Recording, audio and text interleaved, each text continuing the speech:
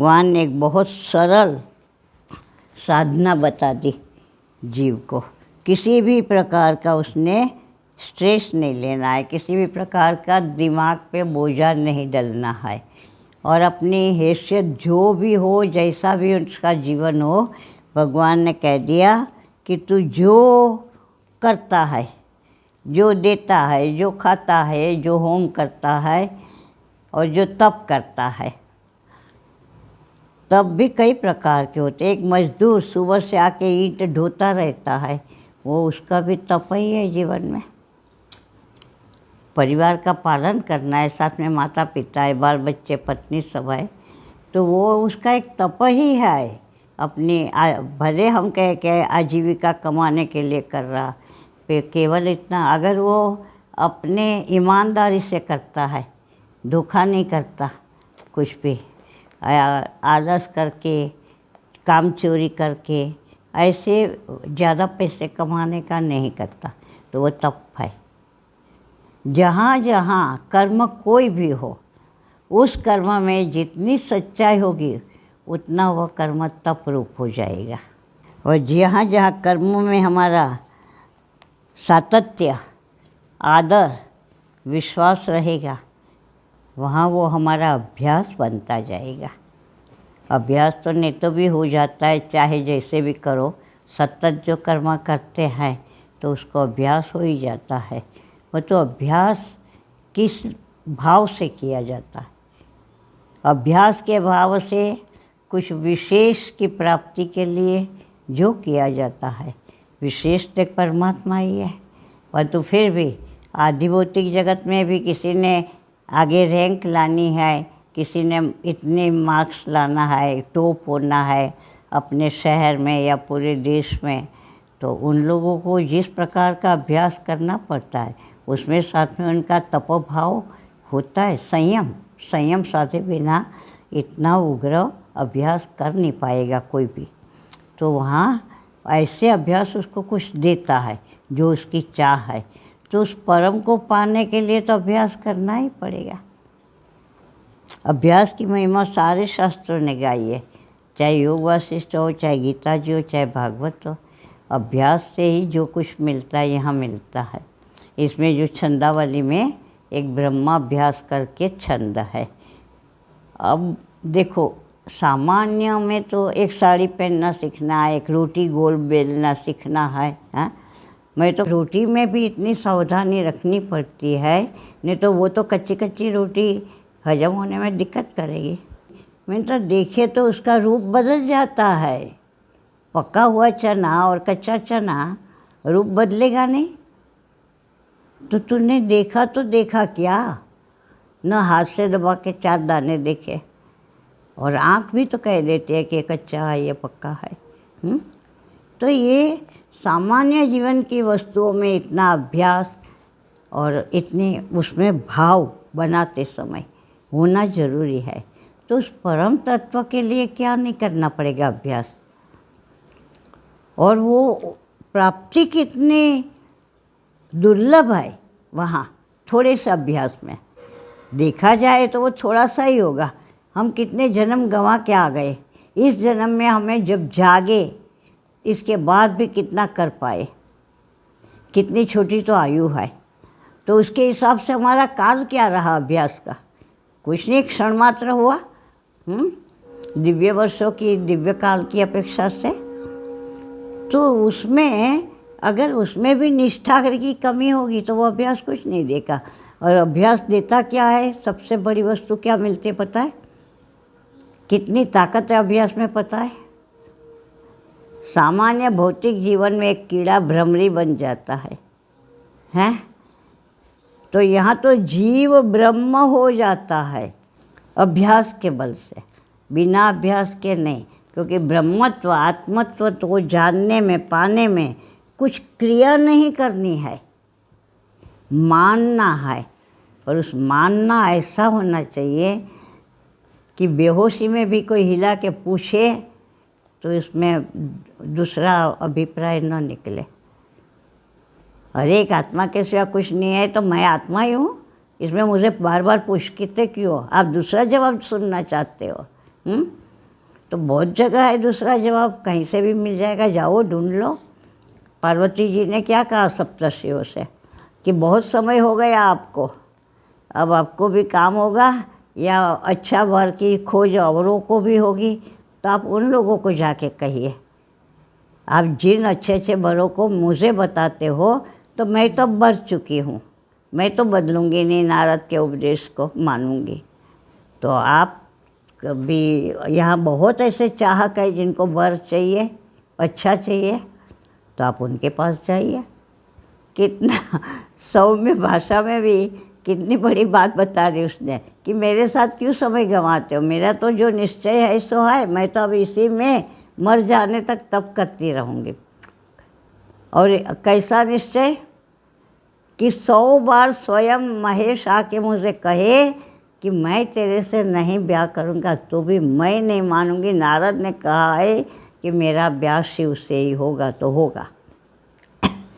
साक्षात स्वयं शिव कहे कि मैं नहीं करूँगा तो भी मैं नहीं मानूंगी, क्योंकि हमारे शास्त्रों ने हमें कई बार साख भरी है कि संत की आज्ञा महादेव भी नहीं उठाप सकते, न राम न कृष्ण। वे औरों की आज्ञा तो उठापेंगे, पर तो संतों की उनको माननी पड़ेगी। तो इतना अभ्यास की कितनी महिमा है। तो यहाँ भगवान इतना सरल रास्ता बता देते हैं कि तू एक अभ्यास कर कि तू जो भी करता है बस मुझे अर्पण करता चला जा। सुबह आँख खोली तो हे प्रभु तेरी कृपा, तूने आँख खोली है, अब ये पूरा दिन तेरे को समर्पित, तेरे लिए। तू जो करवाना चाहे करवाना, तू जो न करवाना चाहे वह न होने देना। तब से लेके रात को शयन तक अब सोने जा रहा हूँ तेरी गोद में सिर रख के। अब तू चाहे तो कल उठाना, न चाहे तो मैं तो तेरे पास आ गया हूँ बस। तो इस प्रकार का जो भी हम काम करें, सेवा पूजा भोजन सबको आदर सहित खिलाया प्रेम से, उनकी और सेवा कर दी, ज़रूरत है तो मालिश कर दिया, कपड़े धो दिए और कुछ उनका व्यवस्थित कर दिया। जो भी करें हर समय कृष्णार्पणमस्तु शिवार्पणमस्तु, मैं जो आपका इष्ट हो। हे प्रभु तूने करवाया, तेरे को अर्पण, मेरा क्या था उसमें, मैं नहीं। क्योंकि ये हड्डी मांस चमड़ी जो भी करेगा वो अशुद्ध ही रहेगा, कितना भी करो वो परमात्मा के लायक कैसे होता है। यही हड्डी मांस चमड़ी बाहर बिखरे पड़े हो अलग अलग होके तो उसको मानेंगे शुद्ध। यहाँ जरा उसको ठीक से आकार दे दिया है, एक साथ जोड़ दिए, बराबर आकार दे दिया, तो अब ये पवित्र हो गया। पवित्र भी नहीं है, पवित्र तो तब हुआ जब इसमें आत्मा रूप से परमात्मा प्रवेशित हुए, तब तक नहीं। और जब वो निकल जाता है चेतन तो फिर ये अपवित्र हो जाता है कि नहीं। कहीं जाते हैं किसी के उसमें तो आके नहाते हैं भले स्मशान में न गए हो, पर तू जहाँ वो शव पड़ा है वहाँ गए हैं, उसने फिर में हमारा पैर पड़ गया तो हम नहाएंगे तो जरूर। तो शुद्ध है तब नहाना पड़ता है ना, उसको छुओ न तो भी। तो फिर इसमें कौन सी पवित्रता है, कुछ नहीं है। और फिर भी माना गया है साधन, पवित्र साधन, उत्तम साधन माना। क्यों? क्योंकि उसमें जब जीव विराजमान है मानव रूप में, मानव आकार शरीर में, तब उसकी एक परम शक्ति उसके लिए बढ़ जाती है कि वो साक्षात ब्रह्म स्वरूप पा लेता है, जो वो है ही है, पाना नहीं है। उसने समझना है, स्वीकारना है, याद कर लेना है कि मैं कौन हूँ। पाना नहीं है, कैसे नया खुदाई करके लाना नहीं है।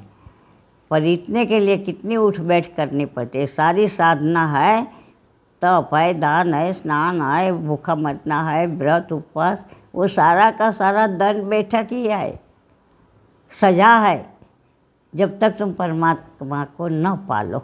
भगवान ने कहा एक बहुत सरल अभ्यास बताया कि दिन रात तू जो भी कर्म करे मुझे अर्पण कर बस। इससे ऊंची कोई साधना ही नहीं है, क्योंकि फल की इच्छा भी चली जाएगी और अहंकार भी नहीं रहेगा। न तू करता रहेगा न फल का भोक्ता बनेगा। अब श्लोक नंबर 28। शुभाशुभ फलैरेवं मोक्षसे कर्म बंधनैः संन्यास योग युक्तात्मा विमुक्तो मामुपैष्यसि। इस प्रकार करने से, मैंने मुझे अर्पण कर देने से सारा जो भी तू करे, तो शुभ एवं अशुभ फल वाले बंधन रूप कर्मों से तू छूट जाएगा। बंधन किसको होता है पता है? हम सामान्य जीवन में भी बोलते हैं, पता है, कभी कोई कहता है इसने से, अरे छोड़ना, जो करेगा वो भरेगा, हम क्यों चिंता करें। तो जो करेगा सो भरेगा। और भगवान रोज रोज समझाते हैं कि तू करने वाला मत बन, क्योंकि तू जानता है सत्य, तू दुनिया को सुनाता है, समझाता है कि छोड़ना भाई, जो करेगा सो भरेगा। तो तू अभी तो जो भर रहा है क्योंकि करके आया है, अब आगे भरने वाला मत बन।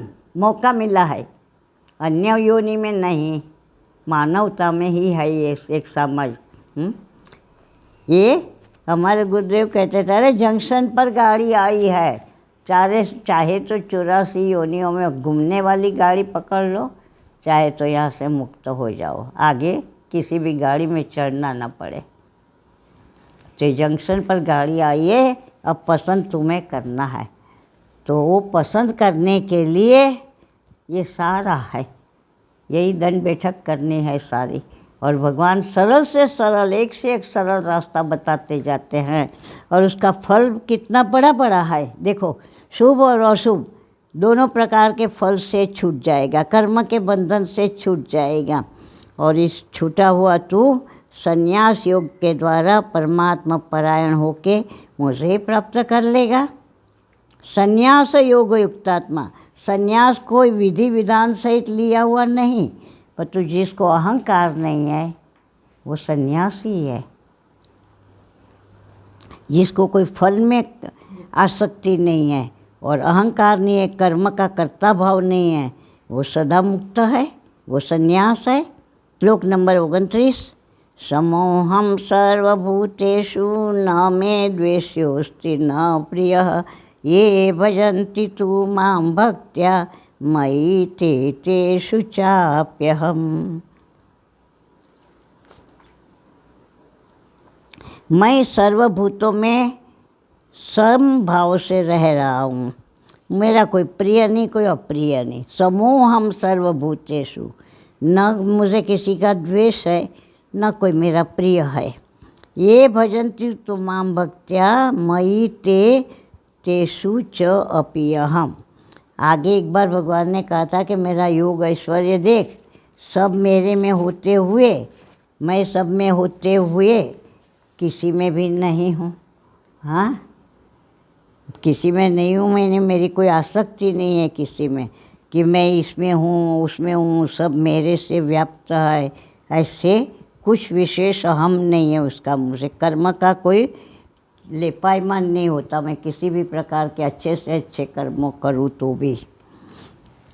तो यहाँ भगवान ने कहा कि संभाव से मैं सब में व्यापा हुआ हूँ, न कोई मेरा प्रिय है न कोई अप्रिय है, परंतु जो भक्त मुझे प्रेम पूर्वक भजता है वो मुझ में रह रहे हैं, समाये हुए हैं, और मैं उनमें समाया हुआ हूँ।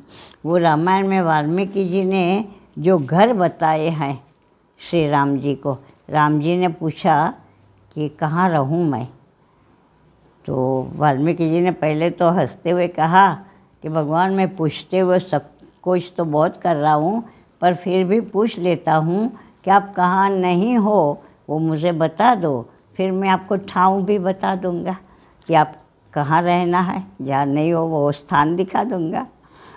भगवान भी हंस रहे, दोनों एक दूसरे का सत्य जानते हैं। तो कितना मधुर उनका मिलन है और संवाद भी कितना मधुर है। दोनों एक दूसरे को जानते हैं और दोनों छुपाते हैं।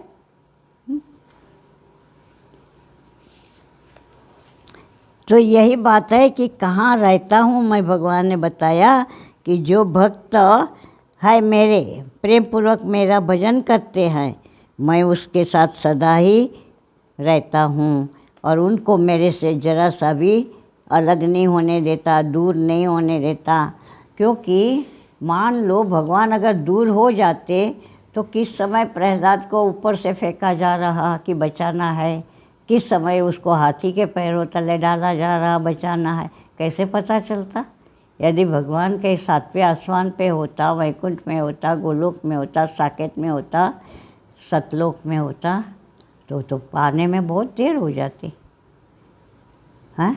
ध्रुव के साथ इतना कुछ हो रहा, ध्रुव ने अंतिम तपस्या में प्राण भी लेना बंद कर दिया।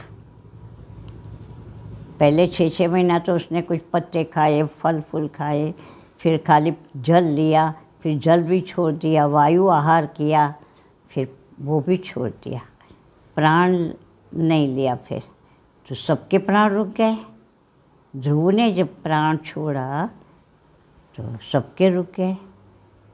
ब्रह्मा जी के पास सारे देवता गए, तो आप सब जाओ, कुछ करो, उसको वरदान चाहिए तो दो, जल्दी करो, नहीं तो सब मरेंगे, सृष्टि का प्रलय हो जाएगा, बिना प्राण के तो जीवन नहीं यहाँ।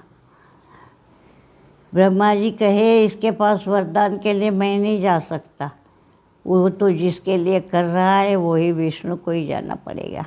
नारायण ही उसके तो तप का फल दे सकते, हम नहीं। ध्रुव के तप का फल देने के हमारे में सामर्थ्य नहीं है। तो छोटा सा 5 वर्ष का बालक है, भगवान पहुँचे हैं और वो क्या बोले बेचारा, स्तुति क्या होती है, भगवान का स्वरूप कैसा है क्या जाने। भगवान ने अपना शंख उसके गाल से स्पर्श करवा दिया और उसको वाचा स्फुरित हुई और उपनिषदों के मंत्र से भी बढ़कर स्तुति करी है भगवान की ध्रुव जी ने। हाँ, तो ये अगर भगवान कोई अमुक एक स्थान में रहते तो कैसे पहुंच पाते?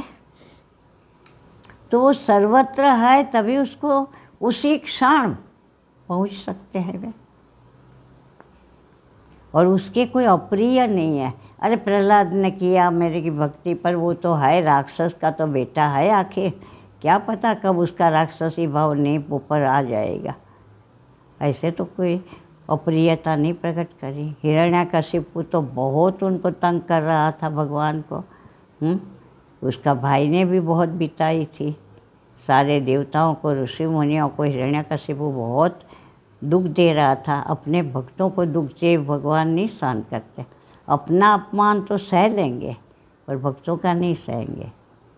तो उसका ही तो बेटा है, आगे चल के ये भी क्या पता, वंश के गुण तो आते ही है, ऐसे भी कर सकते थे। पर तो भगवान में अप्रियता किसी के लिए नहीं है, किसी दुष्ट के लिए भी नहीं। वाल्मीकि को स्वीकार करने में एक क्षण नहीं लगी। ये नहीं कहा कि अरे ये तो क्या था, क्या पता कि दिन बदलते फिर वो पुराने स्वभाव में न चला जाए, कहीं फिर दुष्ट वो ही मारने वाला भील न बन जाए। नहीं, एक बार मेरा भजन किया मैं उसको स्वीकारूंगा, और भगवान स्वीकार कर ले फिर तो वो बदल ही नहीं सकता। जानना तो तुम्हें हो ही जाए, अब बदलने की गुंजाइश कहाँ है। प्रहलाद कभी राक्षस नहीं बनता, राक्षसी स्वभाव का कोई अंश प्रहलाद में नहीं आ सकता।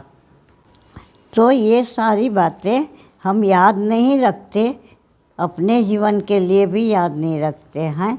नहीं तो हमारे को बड़े बड़े साधन करने से भगवान मिलेगा, ये जो मन में भूत भरा पड़ा है इससे छुटकारा मिले, और जितने जितने हम निर्मल निर्दोष होते जाएंगे उतने उतने परमात्मा को हम पसंद आते जाएंगे। ये बात याद रखने की बहुत ज़रूरत है। कहीं भी हमारे किसी व्यवहार में कूड़ कपट न हो रहे, उसकी छाया भी न पड़े हमारे मन में भी, विचार में भी कहीं नहीं, और आचार में भी नहीं। भले कोई हमें मान सम्मान मिले न मिले इसकी कोई परवाह नहीं, पर तो हम झूठ को अपने जीवन में नहीं आगे रखेंगे। तो ये बहुत सारा भगवान ने अपना स्वरूप बता दिया यहाँ। अब ऐसा सुंदर स्वरूप उनका जान के प्रेम तो उमड़ेगा ही उमड़ेगा। तो भगवान कहते हैं जो भक्त प्रेम पूर्वक मुझे भजता है। भगवान ने ये नहीं कहा कि जिसने हजारों वर्ष भूखा रहा है, तप किया है, वो मुझे पसंद है, ऐसे नहीं कहा। भगवान ने इतना ही कहा जो प्रेम पूर्वक मुझे भजता है। हाँ, भगवान प्रेम के भूखे हैं। श्लोक नंबर 30। अपि चेत्सु दुराचारो भजते मामनन्य भाग साधुरेव समन्तव्यः सम्यग् व्यवसितो हि सः। अपि चेत सुदुराचारो, दुराचारियों में भी गुरु है, सर्वश्रेष्ठ दुराचारी है? महादुराचारी भी जो अनन्य भाव से मुझे भजता है तो ते साधु ही मानने योग्य है।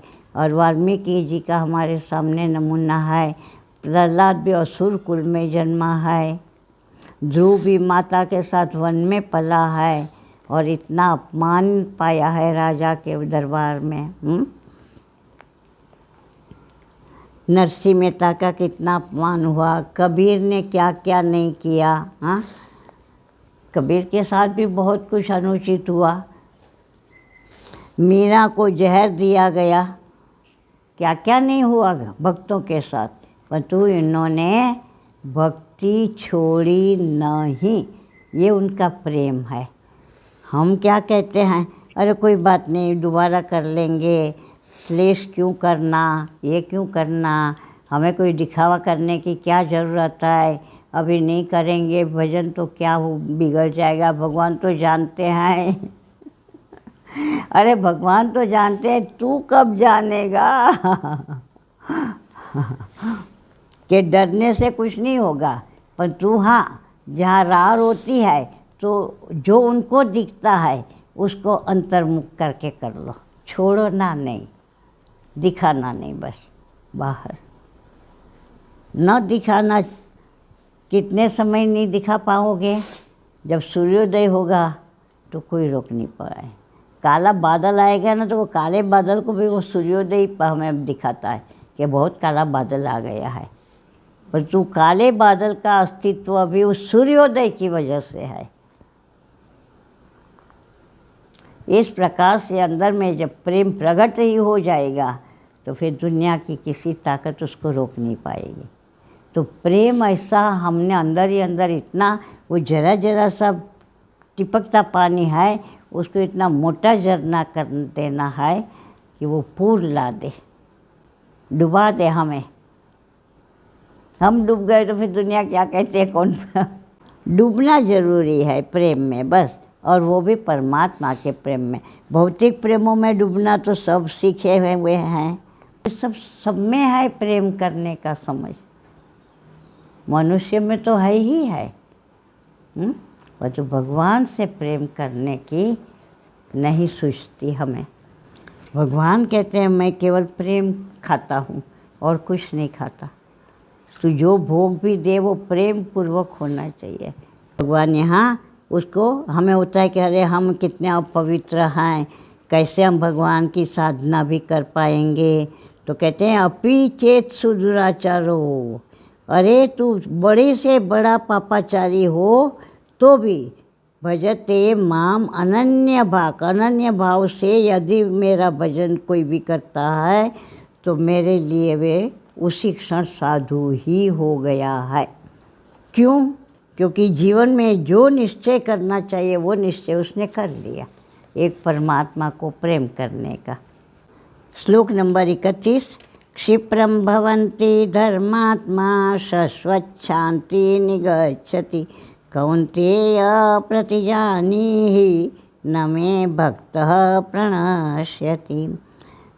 और ऐसा जो है जिसका अनन्य भाव की भक्ति से जिसने जो निश्चय कर लिया, जो साधु मानने योग्य हो गया, वो बहुत जल्दी धर्मात्मा हो जाता है, क्योंकि विषय विकारों से उसका मन हट गया और निरंतर रहने वाली शांति प्राप्त कर लेता है। हे अर्जुन, तू निश्चय पूर्वक जान कि मेरे भक्त का कभी नाश नहीं होता।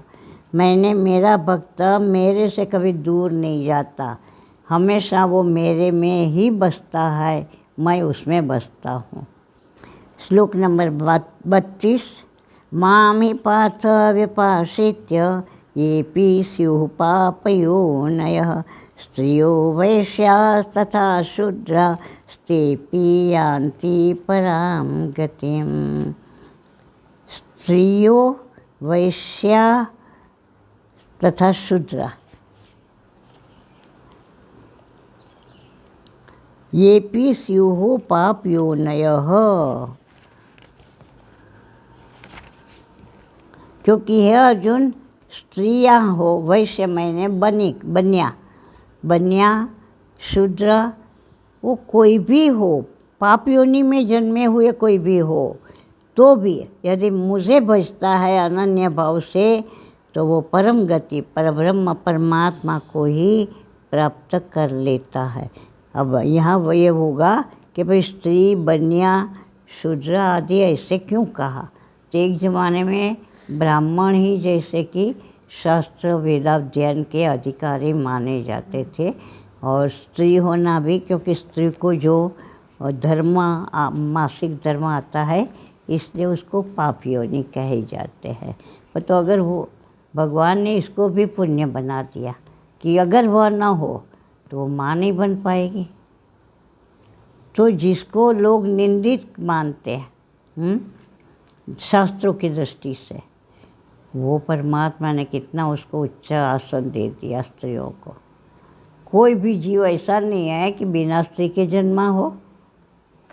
बड़े से बड़े महापुरुष भी स्त्री से ही जन्मा, और वो दिखाने के लिए भगवान राम बन के कृष्ण बन के जन्म भी लिया, और माता का स्थान देके सारी स्त्रियों को पवित्र से भी पवित्र कर दिया, अति पवित्र कर दिया। श्लोक नंबर 33। किं पुनर्ब्राह्मणा पुण्या भक्ता राजर्षयस्तथा अनित्यमसुखं लोकं प्राप्य भजस्व लोकम इमं प्राप्य भजस्व माम्। जब पाप योनि में जन्मे हुए भी अगर मेरा भजन करके परम गति पा सकते हैं, तो धर्मात्मा ब्राह्मण भक्त राजर्षि भक्त मुझे प्राप्त कर ले, इसमें क्या कहना, उसमें क्यों शंका करनी चाहिए। इसलिए तुम यह क्षण भंगुर दुखमय मनुष्य शरीर को प्राप्त करके मुझे ही भज। यहाँ अर्जुन को, यहाँ गीता जी में हम देखते हैं कि अर्जुन को कई बार भगवान ने सामान्य साधन नहीं बताया है, आज्ञा भी करी है, क्योंकि ये तो पूर्ण सुख का साधन नहीं है मनुष्यत्व। तो क्षण भंगुर भी है, दुखमय भी है। ऐसा जो मनुष्य शरीर पाया है, संसार में जो आता है तो संसार दुखालय है, दुखालय में आके रहेगा तो दुख को मिलेगा ही मिलेगा। तो जिसको दुखमय शरीर है, ऐसा शरीर प्राप्त करके तुझे क्या करना चाहिए, तुझे मेरा भजन ही करना चाहिए।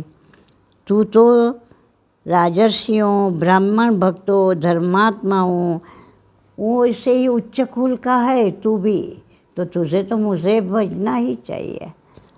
मुझे छोड़कर तो और कोई कर्म में मत आ सकता हो। तो भगवान ने आगे और एक आज्ञा करी है अर्जुन से। अर्जुन को तो क्या, हम सबको करी है, एकदम सरल साधन बता दिया। मन मना भव मद भक्तो मद्याजी माम नमस्कुरु मामे वैश्यसि युक्त्वैवं आत्मानं मत्परायणः। भगवान ने 4 सरल से सरल साधन बताए। मन मना भव, मन मेरे वाला करते, मेरे में मन वाला बन जा, मेरा भक्त बन। अरे खोटा खोटा कह दे, मैं तो कृष्ण का भक्त हूँ, मैं राम का भक्त हूँ। हाँ, भगवान सच्चा मान लेंगे। बहुत सरल है प्रभु, भगवान बहुत सरल है, इसको मूर्ख बनाना बहुत आसान है? खोटा खोटा भी कह दो, मैं तो तेरे से ही प्रेम करता हूँ और किसी से नहीं करता, वो मान लेंगे। पर वो कान पकड़ के एक दिन सच करके दिखा भी देंगे। पर अभी हम सच नहीं कर सकते, तो उस पर छोड़ के खोटा खोटा भी अपने मन को भी कहे कि तू माने या ना माने, मैंने तो भगवान से प्रेम करना है, अब तुझे करना ही नहीं करना है तेरी मर्जी, और मेरा निश्चय है कि मैंने भगवान से प्रेम करना है। तो भगवान भी समझ जाएंगे हमारी लाचारी। फिर शक्ति जो लगेगी वो हमारी नहीं, फिर गुरु की, भगवान की, उनकी लगेगी। हॉर्स पावर की बड़ी बड़ी मोटरें 2 लग जाएगी। एक प्राप्त पुरुष जो है सद्गुरु ज्ञानी महात्मा, हाँ, और एक स्वयं ठाकुर हमारा। तो मेरा भक्त बन, मध्या जी मेरी पूजा कर, माम नमस्कुरु मुझे नमस्कार कर। पहले 3 साधन यदि नहीं बन सकता, मन नहीं, मन हमारा संसार को छोड़ना नहीं चाहता। भक्त कहलाने की हमें कोई चाह नहीं जागती। और ऐसा कोई कर्म भी हम नहीं कर रहे, पूजा अर्चना हमें आती नहीं, हमारा मानते नहीं। हाँ, तो एक काम तो कर, मुझे नमस्कार कर दिन भर। हे प्रभु, हे नाथ, मैं तुझे भूलूं नहीं, मेरे तेरे चरणों में कोटि कोटि प्रणाम हो, मैं तुझे नमस्कार साष्टांग करता हूँ। बोलना, साष्टांग नमस्कार न भी करो, बोलते तो रहो मुँह से, तो हे प्रभु मेरे प्रणाम स्वीकार करना, मेरे सुबह के प्रातः काल के प्रणाम स्वीकार करना, मेरे मध्याह्न काल के प्रणाम स्वीकार करना, मेरे सायं काल के प्रणाम कर स्वीकार करना, मेरे अब शयन करने जा रहा हूँ तेरे चरणों में वंदना मेरी स्वीकार करना। इतना तो कर सकते हैं। लंबे हुए तो बस प्रभु यही नमस्कार मान लेना। तो कितने सरल सरल रास्ते, जैसे भगवान को गरज है कि ये मुझे प्राप्त कर ले। गुरुजन भी ऐसे ही करते हैं। गुरुदेव जो कई बार मेरे साथ हठ करते थे, जैसे संन्यास वगैरह में किया, तो मुझे होता था कि ये ऐसा क्यों कर रहे हैं ज़बरदस्ती मेरे साथ, जैसे उनको गरज है, मैं सन्यासी होकर उनको क्या देने वाली थी। मैंने ऐसे कहा कि मैं नहीं चाहती है, बड़ा गुरुदेव को भी कहा, मैंने कहा बड़ा उत्तम धर्म है, हम जैसे अज्ञानियों के कारण ही बदनाम होता है फिर। और मुझे सन्यास, आप तो हो नहीं उसमें, हम तो ऐसे ही आते जाते हैं यहाँ, आश्रम जीवन तो हमने देखा नहीं, जाना नहीं, सन्यासी कैसे रहते हैं, साधुओं के वहाँ क्या क्या व्यवहार होता है कैसे, तो मैं साधुओं के करूँगी क्या? मुझे तो ज्ञान है नहीं कुछ किसी प्रकार का साधु। तो गुरुदेव कहे क्या करना है ज्ञान करके साधुता का, हाँ, भगवान का भजन करो, अपने कल्याण के लिए तूने करना है जो करना है, बस और भाव छोड़ दो। और नहीं आए तो साधुओं के बीच जाती आती रहेगी, अपने आप सीख जाएगी, कोई ज़रूरत नहीं है, पर संन्यास तो अब ले ही लो। तो मैंने माताजी से कहा कि बहुत कह रहे हैं, मेरा मन नहीं मानता है, मुझे नहीं इच्छा लेने की, और बिना इच्छा कैसे खाली कपड़े बदल के सबका नमस्कार लेते रहो, मुझे शर्म आती है ये खोटा काम करने में। तो वो उन्होंने कहा महाराज जी कह रहे बेटा एकदम ले ले, उनका कहना आँख मूंद के मान ले, क्योंकि कई में हमने देखा यहाँ कि संतों के पीछे घूमते रहते हैं कि हमें संन्यास दो, हमें संन्यास दो, और ये तेरे को कह रहे इतना ज़बरदस्ती से कि तू संन्यास ले, तो जो तुझे नहीं दिखता, हमें नहीं दिखता, वो उनको दिखता होगा, तो तू ले ले, मेरी बात मान ले। तो ये होता है कई बार यहाँ भगवान के लिए भी हमें होता है कि उनको इतनी क्या गरज है कि हम उसकी भक्ति करें, हैं? एक से एक ऊपर सरल से सरल बातें कहते जाते, चल ऐसे नहीं कर सकता, ऐसे कर ले। ये जो आप बात बोल रहे हो ना, ये बहुत लोग क्वेश्चन करते हैं कि भगवान हर जगह कहते हैं कि तू मेरी उपासना कर, मुझे नमस्कार कर। ये तो ये हो गया कि अपनी खुद की आप कराना चाहते हो बड़ाई। तो कितनी बड़ी बात हो रही है, हैं? जैसे वो अपने को मनवाना, जैसे कोई कोई संत लोग यहाँ नहीं होते, सुनते हैं हम, ज़बरदस्ती अपना शिष्य बनाना और फिर अपने सिवा और किसी को नमस्कार नहीं करना, ये नहीं करना।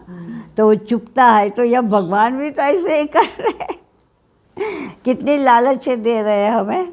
तो भगवान है, परब्रह्म है, और वो ऐसे करते हैं तो उनको हमारे कल्याण की कि ये पढ़ेगा कौन? मनुष्य। और ये पढ़ेगा कौन?